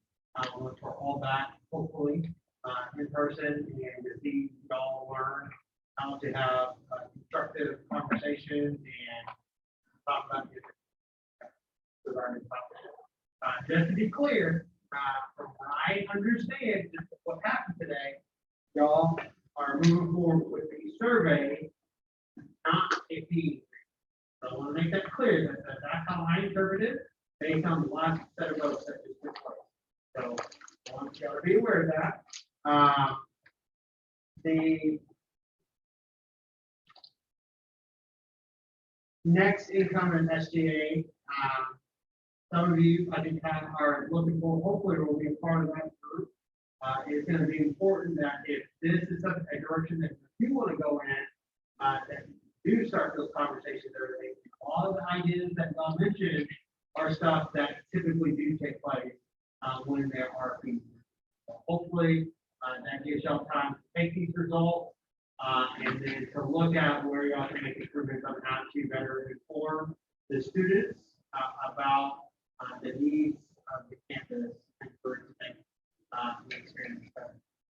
One concern that I do have about the survey is that your incoming freshmen are not going to have an opportunity to fill out that survey.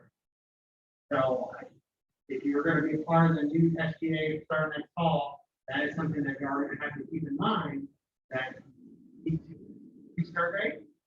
Or send out a targeted survey to the incoming freshmen or the new freshmen, to see what their stances are going to be as it relates. Other than that, I know it is an important topic. It's so that we are doing our best to try to come up with the most efficient way to handle it. And so I apologize for, I know it's not an easy task, but I apologize for tackling it, trying to come up with a solution that is still beneficial for the students and for the administration. But other than that, y'all still need to promote elections. If there's not going to be a fee increase, it may not be as typically that drives a lot of interest to filling out that election. And so since that now both of the survey as well as the Senate, they are still needing to promote the upcoming election. So to my knowledge, as Josh mentioned, it is going to be the upcoming senators, it is going to be the Calvin survey, the Mr. and Mrs. UC Tyler, and then, so it's going to be pretty lengthy. But it will be set up in a way that hopefully it's good. But fun. Awesome. Thank you. With that, I guess we can entertain a motion to adjourn. Motion to adjourn. Right. Those in favor, please say aye. No nays. What? Those opposed? And anybody who abstains? Alrighty. Thank you, guys. And I'll see you all. Well, I'll actually be a little bit late for the first time. Except for today. Yeah, Hey, before you guys leave, Scan it, get the code. we have a special announcement because Robert's not going to tell you all. His wife's expecting a baby in 3 weeks. So tell Robert congratulations. Oh, yeah. Congratulations. So what do you